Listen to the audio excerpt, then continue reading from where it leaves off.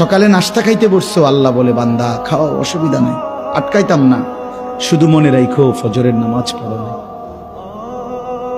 রাত 10টা বাজে খাইতে বসছো, নাফরমান বেঈমান, আল্লাহ ডাক দিয়ে বলে ঠিক আছে খাও, খাইতে আমি বাধা দেব না, খানা আমি কুত্তারেও খাওয়াই। হ্যাঁ, আরে নাফরমান খানা কুত্তারেও খাওয়ায়, কুত্তারেও খাওয়ায়।